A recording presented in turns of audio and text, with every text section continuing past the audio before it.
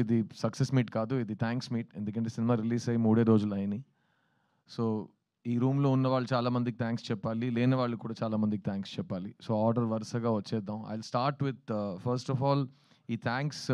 ఇలాంటి ఒక సినిమా ఉంది. సిద్ధార్థ్ అనే ఒక నటుడు, పెద్ద పెద్ద స్టార్ శరత్ కుమార్ గారు, దేవయాని మ్యామ్, చాలా యంగ్ టాలెంట్స్ చైత్ర, మీతా, ఒక brilliant prodigy music director Amrit Ramnath, ఒక extraordinary writer director Sri Ganesh, ఒక young and dynamic producer Arun Vishwa, వీళ్ళందరూ కలిసి ఒక సినిమా తీశారనే విషయం ఆడియన్స్‌కి వెళ్ళి చేరిందంటే అది మొత్తం thanks to press and media. మీ అందరికీ my deepest thanks. Thank you for letting people know that we have made a film like this. ఎందుకంటే మంచి సినిమా తీయటం ఉద్దేశం ఒక పక్కన పెడితే, ఏ సినిమా తీసినా అలాంటి ఒక సినిమా ఉంది, అవేర్నెస్ క్రియేట్ చేయటం today has become the most challenging thing. అలాంటప్పుడు ఒక స్వీట్ ఫిల్మ్ లైక్ 3 BHKని ఆడియన్స్ దగ్గర మీరు తీసుకెళ్లారు. That's the first thanks. And ఈ 3 రోజుల్లో the response from the audience మీరే చూస్తూ ఉంటారు. ఒక మంచి సినిమా, ఒక క్లాసిక్ సినిమాకి ఏ లక్షణాలు ఉంటాయో అన్నీ శ్రీ గణేష్ రాసి డైరెక్ట్ చేసిన ఈ 3 BHK సినిమాకు వస్తున్నాయి. And we are very proud to be part of this film. నేను రిలీజ్ ముందు 2 విషయాలు చెప్పాను. ఈ స్క్రిప్ట్ చదవగానే, ఈ సినిమా ఫస్ట్ టైం చూడగానే నాకు వెంటనే మా నాన్నని వెళ్ళి కౌగిలించుకునే ఒక ఎమోషన్ వచ్చిందని. అండ్ అది మీకు కూడా కలుగుతుందని నేను చెప్పాను. రెండోది, ఈ సినిమాలో ప్రతి ఒక్కరి ఇంట్లో జరిగే విషయాలు కనెక్ట్ అవుతాయి, రిలేటబుల్గా ఉంటాయి. నా ఇంట్లో జరిగిన విషయం వీళ్ళకి ఎలా తెలిసింది, ఎలా చెప్పగలిగారు అని ఒక ఫీలింగ్ మీకు వస్తుందని చెప్పాను. మేము ఎక్స్పెక్ట్ చేసినట్టు ఈ 2 విషయాలు జరిగినాయి. ఒక ఎమోషనల్ సినిమా తీస్తున్నప్పుడు ఆడియన్స్ ఫీడ్బ్యాక్ కూడా చాలా ఎమోషనల్గా ఉంటుంది. ప్రతి సినిమాకి ఒకేలా రెస్పాన్స్ రాదు. సో, నాకు లాస్ట్‌గా చిన్న సినిమాకి నా ఇన్‌స్టాగ్రామ్ మెయిల్ బాక్స్ చూస్తే రోజు hundreds and hundreds and hundreds of messages used to come. But ఆ సినిమా జానర్‌కి అప్పుడు వచ్చే మెసేజెస్ అన్నీ young women, young girls and ladies sharing with me what all అన్న అని పిలుస్తూ, చిన్న అని పిలుస్తూ వాళ్ళ లైఫ్‌లో జరిగిన వయలెన్స్ గానీ, వాళ్ళకి జరిగిన అబ్యూస్ గానీ, వాళ్ళు దాని గురించి చాలా ఓపెన్‌గా నాతో మాట్లాడారు. And that was a very life changing experience for me. ఒక నటుడుగా, ఒక ప్రొడ్యూసర్‌గా మనం సెలెక్ట్ చేసుకున్న ఒక టాపిక్ ఎంత రీచ్ అయిందంటే, ద పీపుల్ హూ ఆ టాపిక్ కనెక్ట్ అయిన వాళ్ళు మీతో డైరెక్ట్‌గా వచ్చి మాట్లాడటం ఆ సినిమాలో జరిగింది.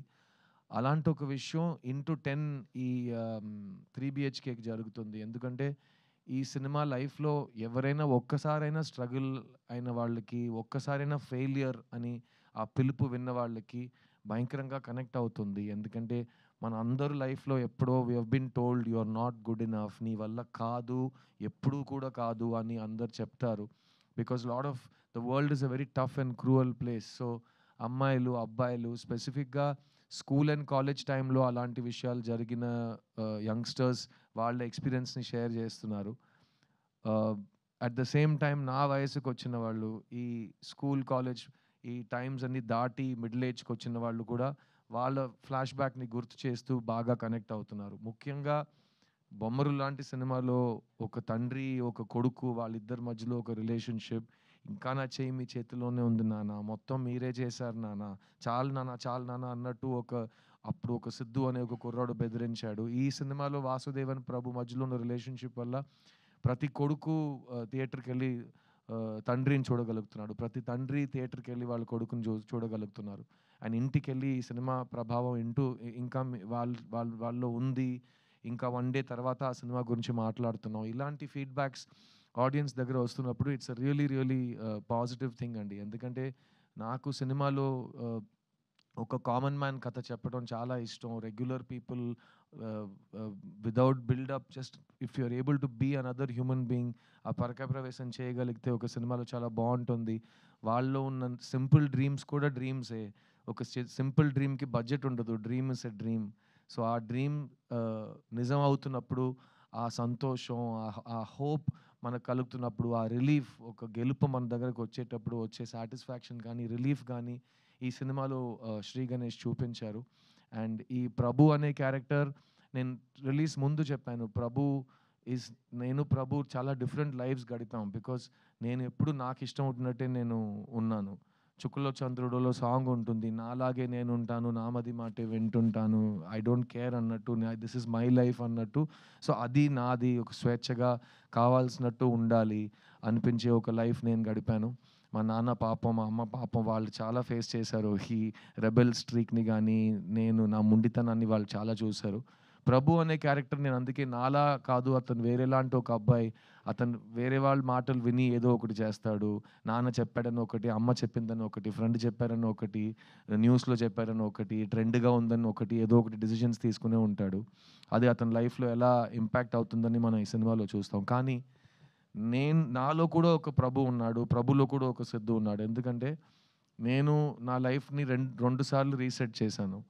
ఎందుకంటే నేను ఎంబీఏ చదువు కంప్లీట్ చేసిన తర్వాత ఉద్యోగం తీసుకోను, నాకు ఈ మా కార్పొరేట్ జాబ్ వద్దని చెప్పి 2000, 3000 జీతం కోసం మణిరత్నం గారి దగ్గర అసిస్టెంట్ డైరెక్టర్‌గా చేరాను నేను. సో, అది నా ఫస్ట్ రీసెట్. ఆ రోజు మా అమ్మ, మా నాన్న వాళ్ళ కళ్ళలో భయం నేను చూశాను. ఏంటి కుర్రోడు మనకి సినిమాలో ఏ బ్యాకింగ్ లేకుండా సినిమాకెళ్తాను,